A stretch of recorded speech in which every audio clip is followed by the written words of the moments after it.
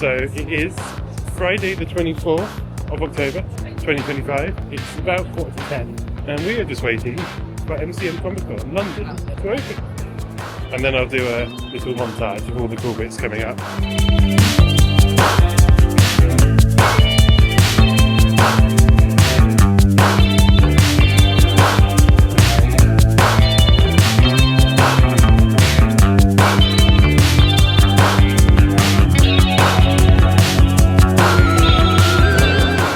First stop, coffee. So we spent Friday morning looking around Artist Alley. We bought a few stickers and a couple of other things, but as it was just going up and down roads, it wasn't the most interesting of things to film, so I didn't really record much.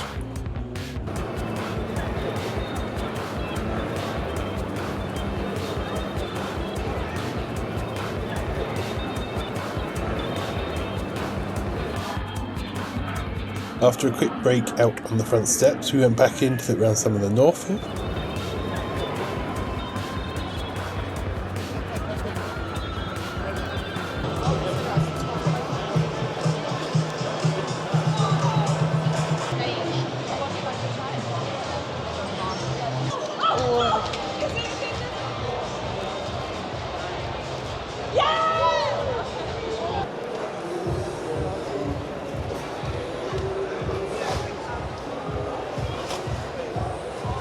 This library display was cool. I think it was to advertise the first book in a new trilogy. And if you bought the book from the nearby Forbidden Planet stand and brought it back here, you got a free tote bag, I think.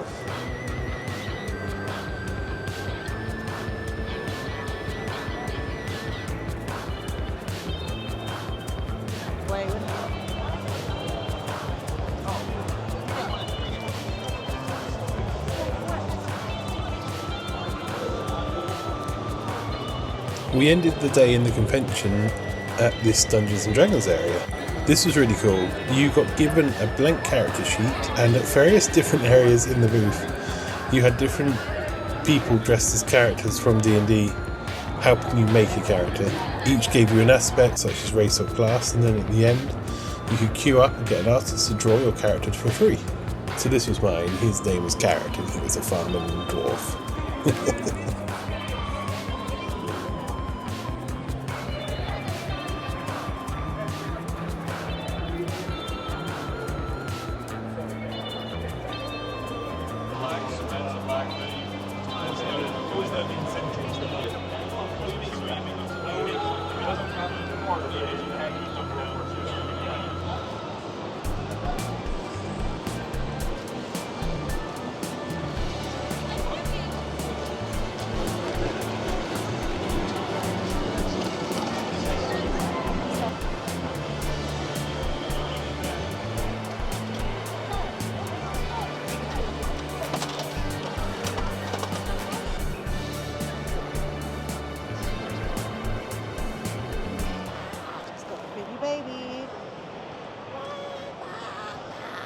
Wait, were you from?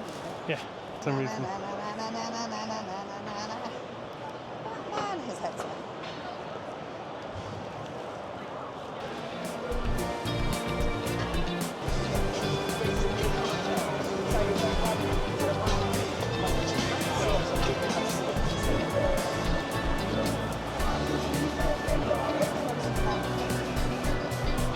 And after another beer and a bit more people watching at the Central Bar, we headed to the official after party down in the ICC at the end. Shout out to Alt Party Co DJ for DJing the official party.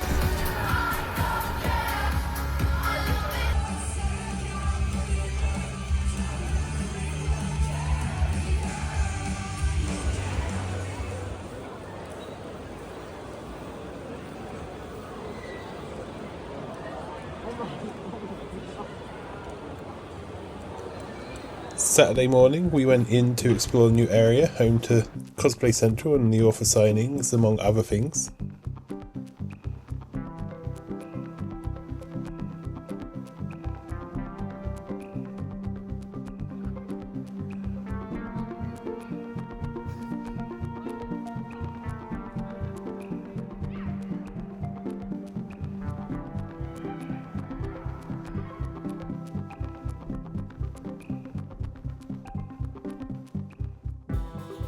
And around the site were these QR codes that you scanned in the official app. And once you scan them all, you can go and collect a prize at the merch store.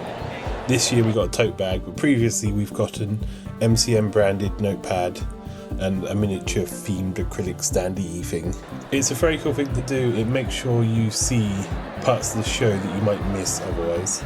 Then on the way out of the new area, we found ourselves at the Q Hall entrance just as general entry opened at 11 AM, so we waited for a little bit for that to clear. And while it looks super busy here, actually this year has felt relatively quiet, and I think the new area, moving the stages and freeing up floor space has helped with that a lot.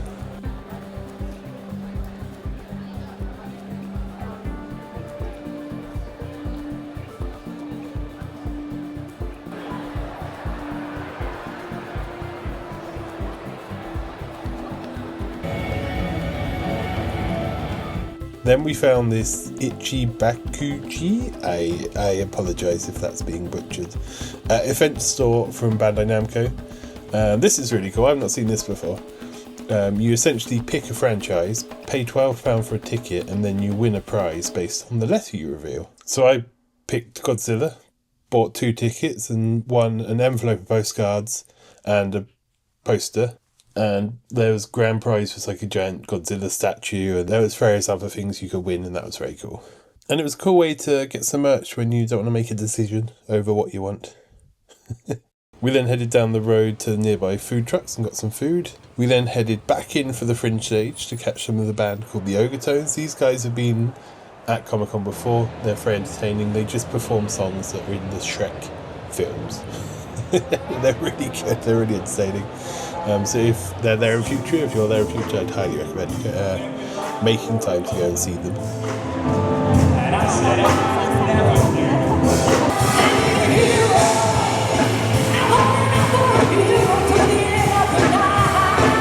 So Daleks, have you got any words of encouragement for these amazing doctors that you love so much?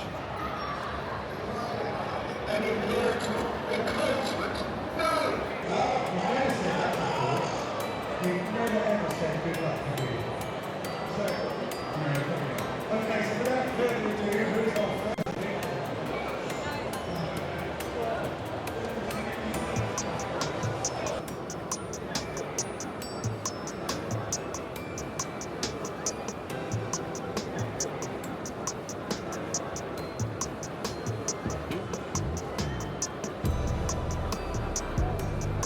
After a bit more looking around, we headed back to the hotel for a bit.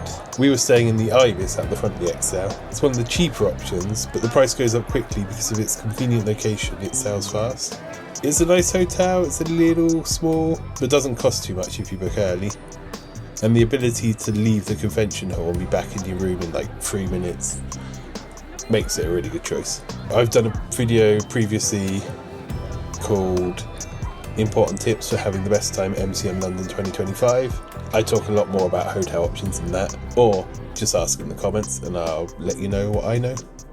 Then we headed out on the Saturday night to the after party at the Fox. This is an unofficial after party. This is a bit more intense than the official one. And there can be long queues for drinks, although again this seemed quieter than previous years. You have to buy a ticket in advance if you want to guarantee a spot. But it's good if you want a night out after a long day at convention. A lot of people go and cosplay and drink and dance, and yeah, it's a lot of fun.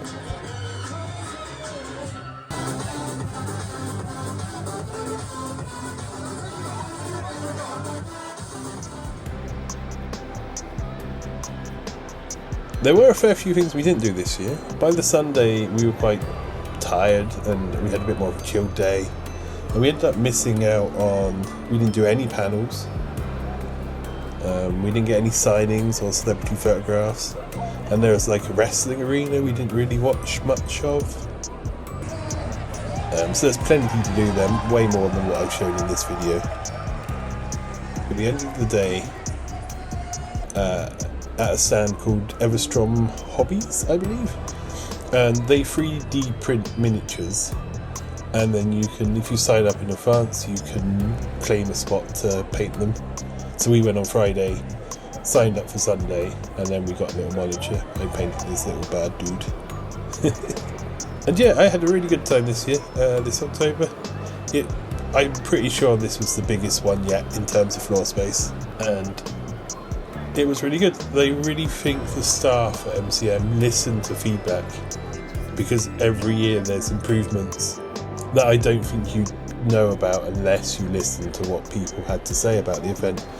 And I'm very impressed that despite the size of it, this thing is huge now, it's still run very well. It might not be the best if you're not a fan of big crowds, but this year didn't seem so bad. We generally don't stay in the hall in the middle of the day on the Saturday, just to avoid crowds. And I think if you're willing to take time to go outside and sit down or go and find food somewhere, when it does get too busy, you can have a really good time, especially on the Friday and the Sunday, in the mornings or later on in the afternoons. Yeah, and it's a good time and well worth the money and effort and time it costs to go every year. We've not yet booked May next year, but we're definitely thinking about it, so we'll see. And if you haven't been before and it looks interesting, I hope you consider giving it a go. You can do it in a day, but you may not get to see everything you want to see. It takes a long time to walk around all the stalls and stuff. And if you can go for the weekend, that would be my recommendation. And if you have been before, hopefully we'll see you there next time.